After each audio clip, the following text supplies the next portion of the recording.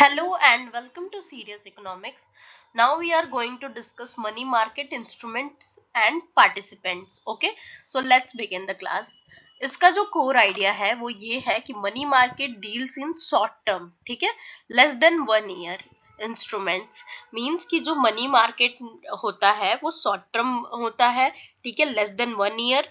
और इसमें जो मनी मार्केट में शॉर्ट टर्म में इंस्ट्रूमेंट्स ट्रेड होते हैं, ठीक है, शॉर्ट टर्म में इंस्ट्रूमेंट ट्रेड होते हैं मतलब लेस देन 1 ईयर जो होता है उनसे भी लेस देन 1 ईयर से भी कम में जो है क्या होता है इसमें इंस्ट्रूमेंट्स ट्रेड होते हैं, ठीक है। और जो मनी मार्केट है वो क्या है, हाई लिक्विडिटी है इसमें और लो रिस्क है, ठीक है। हाई लिक्विडिटी है प्लस लो रिस्क है इसमें, ठीक है।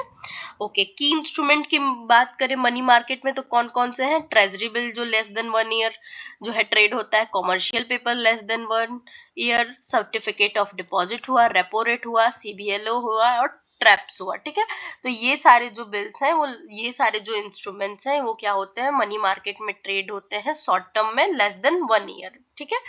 ओके, तो शॉर्ट टर्म जो है वो फंड प्रोवाइड, जो मनी मार्केट करता क्या है, तो शॉर्ट टर्म फंड को प्रोवाइड कराता है, जैसे कि गवर्नमेंट, बैंक्स, कॉर्पोरेट्स, ठीक है, बेसिकली लिक्विडिटी को मैनेज करता है, ठीक है। तो the money market provides short term liquidity to, किसको शॉर्ट टर्म लिक्विडिटी देता है, गवर्नमेंट को, बैंक्स को, कॉर्पोरेशन को, ठीक है। की इंस्ट्रूमेंट कौन कौन से हैं इसमें, तो हमने देख लिया ट्रेजरी बिल्स है, जो ट्रेजरी बिल्स हैं शॉर्ट टर्म गवर्नमेंट सिक्योरिटीज हैं जो कि 91 डे, 182 डेज या 364 डेज के लिए इशू होते हैं, ठीक है। ओके, ट्रेजरी बिल क्या है, एक शॉर्ट टर्म गवर्नमेंट का एक शॉर्ट टर्म सिक्योरिटी है और इसके जो 3 टाइप होते हैं, जिसमें 91 डे के लिए इशू होता है, 182 डे के लिए भी इशू हो सकता है और 364 डेज के लिए। तो जो जो जिस मान लो 91 डे के लिए इशू हो रहा है तो 91 डे ट्रेजरी बिल, अगर 182 डे के लिए हो रहा है तो 182 डे ट्रेजरी बिल। तो इसके ट्रेजरी बिल के डिफरेंट टाइप है बाई डे वाइज, ठीक है। ओके, तो ट्रेजरी बिल क्या है, शॉर्ट टर्म गवर्नमेंट सिक्योरिटी। और क्या है इसके बारे में, फीचर क्या है, तो डिस्काउंट पे इशू होते हैं, ठीक है, इशूड एट डिस्काउंट। और दूसरा, इसको फेस वैल्यू पे रिडीम होते हैं ट्रेजरी बिल। एंड इसमें जीरो डिफॉल्ट रिस्क होता है, मतलब सेफेस्ट होते हैं, ठीक है। और benchmark for short term interest rate, ठीक है, मतलब बेंचमार्क होते हैं फॉर शॉर्ट टर्म रेट, ठीक है। तो क्या हमने समझा कि मनी मार्केट जो है लेस देन 1 ईयर के जितने भी इंस्ट्रूमेंट ट्रेड होते हैं वो मनी मार्केट में होते हैं। और मनी मार्केट जो है हाईली लिक्विड होता है प्लस लो रिस्क होता है इसमें। और इसमें जो हम इंस्ट्रूमेंट्स देखते हैं तो उसमें पहला इंस्ट्रूमेंट देखते हैं हम ट्रेजरी बिल जो कि शॉर्ट टर्म गवर्नमेंट सिक्योरिटी है। इसके टाइप जो है 91, 182 एंड 364 डेज टाइप है। एंड गवर्नमेंट, और फीचर क्या है कि डिस्काउंट पे इशू होता है, फेस वैल्यू पे रिडीम होता है, जीरो डिफॉल्ट रिस्क है मतलब सेफेस्ट है, and benchmark for short term interest rate. अब देखते हैं कॉमर्शियल पेपर को, ठीक है। कॉमर्शियल पेपर क्या है, unsecured short term borrowing bye corporates with high credit ratings, मतलब कि कॉर्पोरेट्स का एक शॉर्ट टर्म लोन है कमर्शियल पेपर, ठीक है। फीचर क्या है, अनसिक्योर्ड है ये, ठीक। और दूसरा, हाई क्रेडिट रेटिंग कंपनीज इसे इशू करती हैं। और मेच्योरिटी क्या है इसका, 7-8 डेज टू 1 ईयर इसकी मेच्योरिटी है, ठीक है। फिर अब बात करते हैं, और ये भी क्या होता है, डिस्काउंट पे इशू होता है, जैसे ट्रेजरी बिल डिस्काउंट पे इशू हो रहा है, कॉमर्शियल पेपर भी डिस्काउंट पे इशू होता है, ठीक है। और कॉर्पोरेट्स क्या करते हैं, शॉर्ट टर्म लोन लेते हैं, कॉर्पोरेट्स का शॉर्ट टर्म लोन है, फीचर अनसिक्योर्ड है, high credit rating companies issue करते हैं, मेच्योरिटी क्या है 7 days to 1 year. Certificate of deposit पे चलते हैं। सर्टिफिकेट ऑफ डिपॉजिट क्या है, बैंक्स जो है शॉर्ट टर्म फंड रेज करती हैं इससे, ठीक है, issued by bank to raise short term fund. Bank raise करती है ये सर्टिफिकेट ऑफ डिपॉजिट, किस लिए, शॉर्ट टर्म फंड रेज करने के लिए। 7 डेज टू 1 ईयर इसकी भी जो होता है टाइम पीरियड होता है। सेविंग अकाउंट से क्या करते हैं, हायर सेविंग अकाउंट से हायर इंटरेस्ट होता है इसमें, ठीक है, higher rate than saving deposit, ठीक है। अब बात करते हैं रेपो की। रेपो जो है क्या है, रीपर्चेज एग्रीमेंट है रेपो, ठीक है। रेपो क्या है, रीपर्चेज एग्रीमेंट है, borrowing against government security as a collateral, ठीक है। रेपो क्या है, borrowing against government security as a collateral, मतलब शॉर्ट टर्म बोरोइंग के अगेंस्ट कोलेट्रॉल, ठीक है। कोलेट्रॉल क्या है, गवर्नमेंट सिक्योरिटीज है, ठीक है। रेपो जो है रीपर्चेज एग्रीमेंट है, मतलब short term borrowing against collateral, collateral equal to government securities कह लो। फिर ओवरनाइट टू 1 ईयर के लिए होता है, ठीक है। इसका लॉजिक ये है कि बैंक जो है वो सिक्योरिटी बेचता है बाद में वापस खरीदता है, वाइडली यूज्ड होता है रिजर्व बैंक ऑफ इंडिया द्वारा, ठीक है। ओके, अब बात करते हैं हम कॉल मनी मार्केट की, ठीक है। कॉल मनी मार्केट क्या होता है? बैंक के बीच ओवरनाइट बोरोइंग को या लेंडिंग को हम कहते हैं कॉल मनी मार्केट। इसमें जो होता है नो कोलेट्रॉल होता है, ठीक है, अनसिक्योर्ड या अनकोलेट्रलाइज्ड ओवरनाइट लेंडिंग बिटवीन बैंक्स। मतलब बिना कोलेट्रॉल के जो ओवरनाइट लेंडिंग होती है बैंक्स के बीच में, इसे कहते हैं कॉल मनी मार्केट। और रेट जो होता है कॉल मनी मार्केट रेट जो है कॉल मनी मार्केट का should stay near repo rate. Repo rate, ये जो रेट होता है कॉल मनी मार्केट का, ये रेट जो है जनरली रेपो रेट के आसपास होता है, ठीक है। अच्छा, अब बात करते हैं ट्रैप्स की। ट्राई पार्टी रेपो, ये जो है कोलेट्राइल शॉर्ट टर्म लेंडिंग है, ठीक है। मतलब कोलेट्रलाइज्ड लेंडिंग सिस्टम है ये, जब कोलेट्रल रख के आप लेते हो लोन। ये सेफ वर्जन है of repo and manage by clearing system, ठीक है। सेफ वर्जन है रेपो का और मैनेज बाय क्लियरिंग सिस्टम। सीबीएलओ को रिप्लेस कर चुका है ये, ठीक है। सीसीआईएल इसका एक सेंट्रल काउंटर पार्टी है और लार्जरी जो है उसने रिप्लेस किया है सीबीएलओ को, ठीक है। अब बात करते हैं कॉमर्शियल बिल की। कॉमर्शियल बिल क्या होता है? ट्रेड ट्रांजैक्शन से रिलेटेड बिल है, ठीक है। कॉमर्शियल बिल क्या है? ट्रेड ट्रांजैक्शन से रिलेटेड बिल है। बैंक्स उन्हें डिस्काउंट करते हैं, ठीक है। कॉमर्शियल बिल मतलब ट्रेड ट्रांजैक्शन से रिलेटेड बिल है, बैंक्स उन्हें डिस्काउंट करते हैं, ठीक है। पार्टिसिपेशन इन मनी मार्केट, ठीक है। पार्टिसिपेशन इन मनी मार्केट अब देखते हैं। तो पार्टिसिपेशन इन मनी मार्केट में समझेंगे तो कौन कौन पार्टिसिपेंट होते हैं मनी मार्केट में। तो कौन कौन पार्टिसिपेट करता है? Reserve bank of India, commercial banks, NBFC, corporates, mutual fund, government, ये सारे जो हैं क्या है? पार्टिसिपेंट है मनी मार्केट में, ठीक है।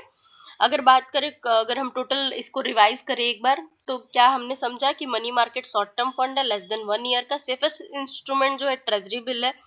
जो सीपी मतलब जो कॉमर्शियल पेपर है वो कॉर्पोरेट्स के लिए है। कॉमर्शियल डिपॉजिट बैंक्स के लिए है। रेपो जो है कोलेट्रॉल बोरोइंग होता है। कॉल मनी जो है ओवरनाइट के लिए। ट्रैप्स जो है सेफ रेपो सिस्टम है, ठीक है। अच्छा, नेक्स्ट अब हम चलते हैं, क्या देखते हैं? Capital market and primary and secondary, ठीक है। Capital market, primary and secondary, इसका कोर आइडिया क्या है कि कैपिटल मार्केट जो है डील करता है लॉन्ग टर्म इंस्ट्रूमेंट में, ठीक है। कैपिटल मार्केट में जो है लॉन्ग टर्म फंड 1 साल से ज्यादा डील होते हैं, ठीक है। जैसे कि इक्विटी एंड डेप्ट, ये दो जो है इंस्ट्रूमेंट है कैपिटल मार्केट के एग्जांपल है, ठीक है। उसके बाद हम बात करते हैं, इसके दो पार्ट होते हैं, primary market and secondary market. Primary market मतलब न्यू इशू करता है, एंड जो सेकेंडरी मार्केट है ट्रेडिंग करता है एग्जिस्टिंग इंस्ट्रूमेंट्स का, ठीक है। जो कैपिटल मार्केट है सेबी रेगुलेट करती है। बीएससी एंड एनएससी जो है मेजर एक्सचेंज हैं इसके, ठीक है। तो प्राइमरी मार्केट में क्या होता है कि यहाँ जो है न्यू इशू ऑफ इक्विटी, मतलब कि यहाँ कंपनीज नया पैसा रेज करती हैं। कैसे रेज करती हैं? तो आईपीओ के थ्रू, एफपीओ के थ्रू, राइट इशू के थ्रू।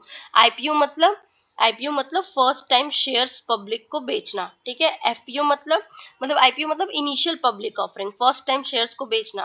एफपीओ मतलब फॉलो ऑन पब्लिक ऑफर, मतलब ऑलरेडी जो लिस्टेड कंपनी है फिर से शेयर इशू करती हैं, ठीक है। एफपीओ में ऑलरेडी लिस्टेड कंपनीज क्या करती हैं? फिर से शेयर इशू करती हैं। राइट इश्यूज में क्या होता है कि एग्जिस्टिंग शेयर होल्डर को शेयर्स ऑफर करना, ठीक। ओके, और डेब्ट इंस्ट्रूमेंट भी होते हैं प्राइमरी मार्केट में। कौन कौन से? बॉन्ड्स और डिवेंचर। बॉन्ड्स एंड डिवेंचर में क्या होता है? बॉन्ड्स जो है किस लिए? बॉन्ड्स एंड डिवेंचर बस डेब्ट मार्केट के इंस्ट्रूमेंट, इतना ही समझ जाओ, ठीक है। अब देखते हैं क्या कंपनी जो है रेज करती है fresh capital. Book building process क्या है? बुक बिल्डिंग प्रोसेस जो है ये, इसमें क्या होता है कि प्राइस जो है फिक्स नहीं होता है इनिशियली, इंपॉर्टेंट है ये book building process. Book building process जो है इसमें प्राइस फिक्स नहीं होता है इनिशियली। इन्वेस्टर जो है बिडिंग करते हैं, फिर डिमांड के बेसिस पे फाइनल प्राइस जो है डिसाइड होता है, ठीक है। क्या होता है? प्राइस फिक्स नहीं होता इनिशियली, इन्वेस्टर बिडिंग करते हैं और डिमांड के बेसिस पे जो है फाइनल प्राइस डिसाइड होता है। इसे कहते हैं बुक बिल्डिंग प्रोसेस, ठीक है। मोस्ट जो आईपीओ हैं इसे यूज करते हैं, ठीक है। ये भी जो है प्राइमरी मार्केट का ही पार्ट है, बुक बिल्डिंग प्रोसेस भी, ठीक है। तो हमने क्या देखा कि आईपीओ हुआ, इक्विटी हुआ, डेप्ट हुआ और बुक बिल्डिंग प्रोसेस, ये सब किसके पार्ट है? हमारे प्राइमरी मार्केट के, ठीक है। रेगुलेटर कौन है प्राइमरी मार्केट या जो भी कैपिटल मार्केट का? सेबी है। सेबी कौन सा? सेबी क्या है? Security exchange board of India, ठीक है। इंश्योर करता है क्या? Transparency, fair pricing and proper disclosure, ठीक है। ये सारा जो है रेगुलेटर जो सेबी है वो इंश्योर करता है, transparency, fair pricing and proper disclosure. ठीक है, अब हम बात करते हैं एसएमई प्लेटफॉर्म की। ठीक है, एसएमई प्लेटफॉर्म मतलब स्मॉल कंपनीज के लिए कौन कौन से प्लेटफॉर्म है, तो बीएससी है, एसएमई है एंड एनएससी जो है ये है स्मॉलर कंपनीज के लिए। ठीक है, ओके। अब बात करते हैं एनएससी इमर्ज जिसे कहते हैं। ठीक है, BSc emerge and NSC, BSc SME, BSc SME इसका नाम है, एनएससी इमर्ज इसका नाम है फॉर स्मॉलर कंपनीज। अब बात करते हैं सेकेंडरी मार्केट का। सेकेंडरी मार्केट क्या है, trading of already issued security between investor. यहाँ ऑलरेडी इशूड शेयर जो है ट्रेड होते हैं, कंपनी को जो है पैसा नहीं मिलता है, इन्वेस्टर के बीच बाइंग सेलिंग होती है। ठीक है, मेन स्टॉक एक्सचेंज कौन कौन से हैं, बॉम्बे स्टॉक एक्सचेंज है, ठीक है, बीएससी एंड निफ्टी 50 है। ठीक है, national stock exchange of India भी है। ठीक है, बीएससी है, national stock exchange of India है।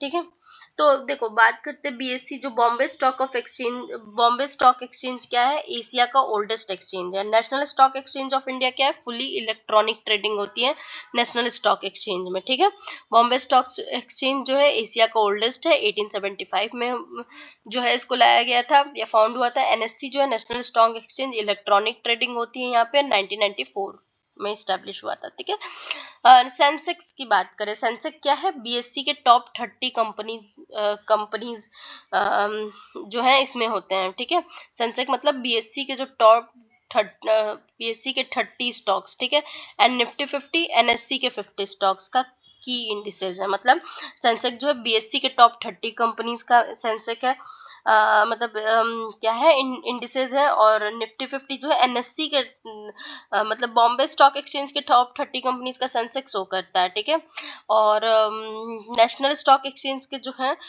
वो टॉप 50 कंपनीज जो है एनएस निफ्टी 50 शो करता है। ठीक है, अच्छा। मार्केट साइज जो है, मार्केट साइज का मतलब क्या है, इंडिया की स्टॉक मार्केट। ठीक है, इंडिया की स्टॉक मार्केट जो है 380 लाख करोड़ है 2024 डाटा के अकॉर्डिंग। ठीक है, वर्ल्ड के लार्जेस्ट मार्केट में से एक है ये भी। ठीक, चलो अब बात करते हैं बॉन्ड मार्केट के बारे में। बॉन्ड मार्केट में क्या आता है, बॉन्ड मार्केट में हम गवर्नमेंट बॉन्ड मार्केट देखते हैं, कॉर्पोरेट बॉन्ड मार्केट देखते हैं। ठीक है, तो बॉन्ड मार्केट में अगर हम गवर्नमेंट बॉन्ड मार्केट देखें तो गवर्नमेंट बॉन्ड मार्केट जो है जीसेक मार्केट जिसे कहते हैं, गवर्नमेंट सिक्योरिटीज मार्केट, लार्ज होता है और लिक्विड होता है। ठीक है, और ये सेफ भी होता है। ठीक है, सेफ भी होता है, लार्ज भी होता है और लिक्विड भी होता है। वहीं कॉर्पोरेट बॉन्ड मार्केट क्या होता है, historically under developed in India but growing. ठीक है, मतलब इंडिया में अभी डेवलपिंग स्टेज में है। ठीक है, जो कॉर्पोरेट बॉन्ड मार्केट है। डेरिवेटिव मार्केट, मतलब डेरिवेटिव मार्केट का मतलब है बीएससी एंड एनएससी दोनों में अवेलेबल है। ठीक है, डेरिवेटिव मार्केट मतलब BSc and NSC have equity derivative, मतलब दोनों में ही अवेलेबल है। ठीक है, जैसे फ्यूचर्स, ऑप्शंस, करेंसी डेरिवेटिव्स, ये सारे जो हैं किसमें, बीएससी एनएससी दोनों में अवेलेबल है। इंडिया जो है वर्ल्ड का लार्जेस्ट इक्विटी डेरिवेटिव मार्केट है वॉल्यूम वाइज। ठीक है, वॉल्यूम वाइज इंडिया जो है लार्जेस्ट है वर्ल्ड का इक्विटी डेरिवेटिव मार्केट। ठीक है, अब बात करते हैं security exchange board of India की, जो कि रेगुलेटर है फॉर कैपिटल मार्केट, और कब स्टेब्लिश हुआ था, 1988 में। स्टैट्यूटरी पावर कब मिला था इसको, 1992 में। ठीक है, अच्छा। नेक्स्ट अगर हम पूरा ओवरऑल समझे तो प्राइमरी वर्सेस सेकेंडरी में देखें तो पर्पस क्या है प्राइमरी मार्केट का, कि न्यू कैपिटल रेज करना, सेकेंडरी मार्केट का ट्रेड करने के लिए, ट्रेडिंग करना।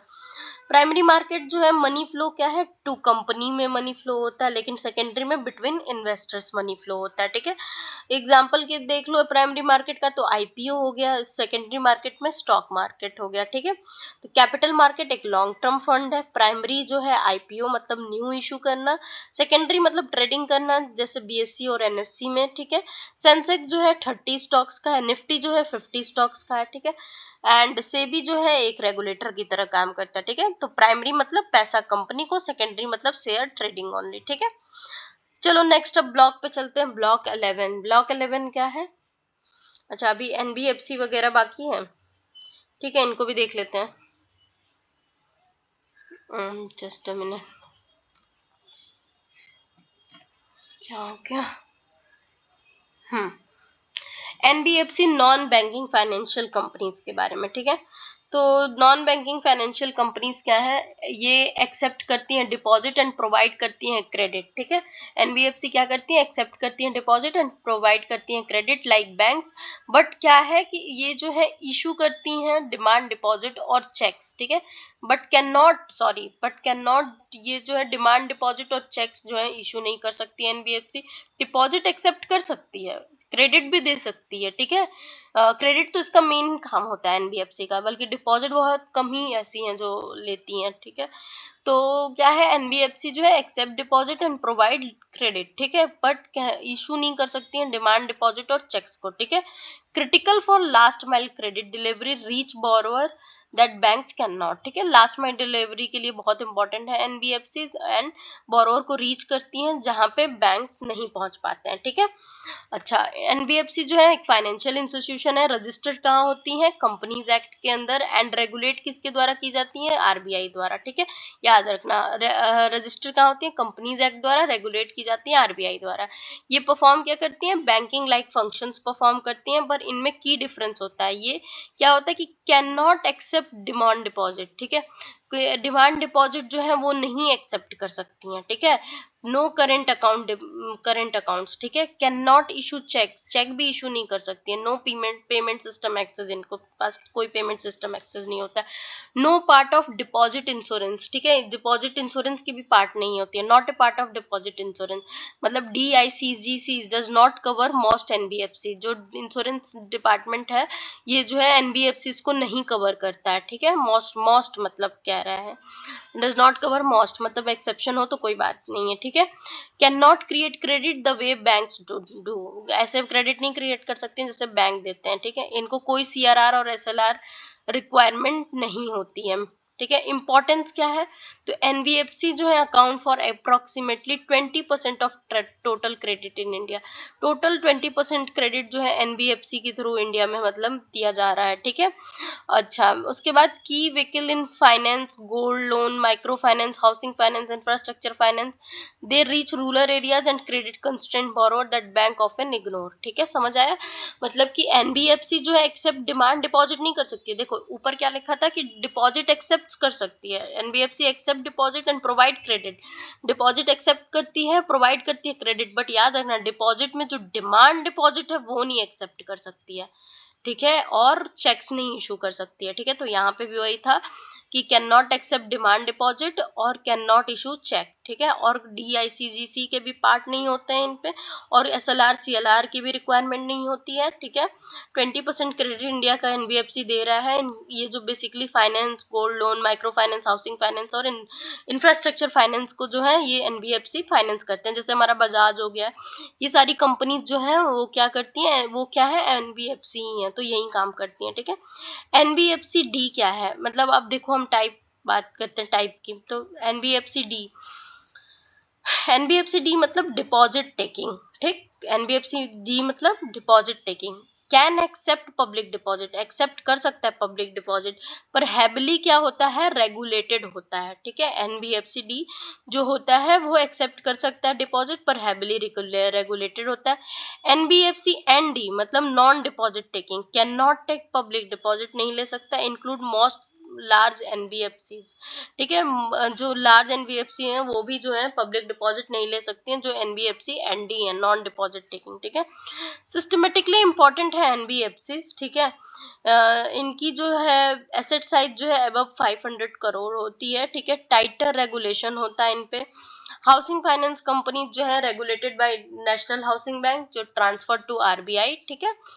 माइक्रो फाइनेंस इंस्टीट्यूशन जो है credit to economically weaker section, इन सबको जो है माइक्रो फाइनेंस इंस्टीट्यूशन जो है credit to economical weaker section, ये सब का काम जो है करता है हमारा एनबीएफसी, ठीक है। IL&AF क्राइसिस 2008 क्या कह रहा है कि IL&AF डिफॉल्टेड ऑन डेब्ट, जो एफ एस थे 2018 में क्या हो गया, डिफॉल्ट हो जाते हैं ऑन डेप्ट में, और वो क्या क्रिएट करते हैं, created systematic NBFC liquidity crisis, NBFC की सिस्टमेटिक लिक्विडिटी क्राइसिस खड़ा कर देते हैं। और आरबीआई ने फिर टाइटन कर दिया एनबीएफसी पे रेगुलेशन, ठीक है, स्केल बेस्ड रेगुलेशन टाइटन कर दिया, एसबीआर, ठीक है। तो आरबीआई ने इंट्रोड्यूस किया tired NBFC regulation based on size and systematic importance in 2021। तो 2021 में रूल आया, सिस्टमेटिक रेगुलेशन जो है आरबीआई ने इंट्रोड्यूस किया एनबीएफसी पे, ठीक है, जिससे कि जो स्केल बेस्ड रेगुलेशन जितनी बड़ी होंगी उस हिसाब से सिस्टमेटिक इंपॉर्टेंट एनबीएफसी पे, ठीक है। चलो अब बात करते हैं banking sector issues, NPA, IBC, PCA and SARFAESI, ठीक है, सरफासी। तो चलो देखते हैं बैंकिंग सेक्टर इश्यूज में। तो इसका की थीम ये है कि इंडिया के बैंकिंग सेक्टर ने मेजर प्रॉब्लम फेस मतलब किया था, ठीक है, इंडिया के बैंकिंग सेक्टर ने मेजर प्रॉब्लम फेस की थी, तो वो NPA crisis, bad loans etcetera, ठीक है। तो इसको सॉल्व करने के लिए जो है आईबीसी लाया गया, ठीक है, आईबीसी, एनपीसी, एनपीए एनपीए कह रहे, IBC, PCA, SARFAESI and recapitalisation, ये सारे जो है एक्ट लाए गए हैं कि हम जो है एनपीए क्राइसिस मतलब बैड लोन से बच जाएं, ठीक है। तो देखते हैं क्या है कोर आइडिया, क्या है, twin balance sheet problem and NPA crisis का। तो कोर आइडिया ये है कि दो जगह प्रॉब्लम थी एक साथ, एक तो कॉर्पोरेट सेक्टर, दूसरा बैंक। कॉर्पोरेट सेक्टर में हाई डेप्ट ओवर लेवरेज था, बैंक में हाई एनपीए बैड लोन्स था, इसलिए नाम रखा गया ट्विन बैलेंस शीट प्रॉब्लम, ठीक है। क्या है कि इंडिया में 2015 टू 18 में ट्विन बैलेंस शीट प्रॉब्लम देखा गया, जिसमें ओवर लेवरेज था कॉर्पोरेट सेक्टर मतलब हाई डेप्ट था कॉर्पोरेट सेक्टर में, एंड स्ट्रेस बैंकिंग सेक्टर मतलब हाई एनपीए था बैंकिंग सेक्टर में, ठीक है, जिसने क्या किया कि क्रेडिट ग्रोथ एंड इन्वेस्टमेंट को रिड्यूस किया, ठीक है। तो अब देखते हैं ट्विन बैलेंस शीट प्रॉब्लम को। ट्विन बैलेंस शीट प्रॉब्लम क्या है, आइडेंटिफाई बाय इकोनॉमिक सर्विस 2016-17, ठीक है, इनके द्वारा जो है बताया गया इकोनॉमिक सर्वे द्वारा 2016-17 में ट्विन बैलेंस शीट प्रॉब्लम। और वो क्या डिस्क्राइब करता है, the simultaneous stress on two key balance sheet, दो बैलेंस शीट पे जो है साइमल्टेनियस स्ट्रेस पड़ रहा था, कौन कौन सा, कॉर्पोरेट सेक्टर के और दूसरा कॉर्पोरेट सेक्टर और दूसरा बैंकिंग सेक्टर के, ठीक है, इन पे जो है क्या पड़ रहा था, मतलब साइमल्टेनियस जो है स्ट्रेस पड़ रहा था, ठीक है। पेन मेरा वर्क नहीं कर रहा है, वेट,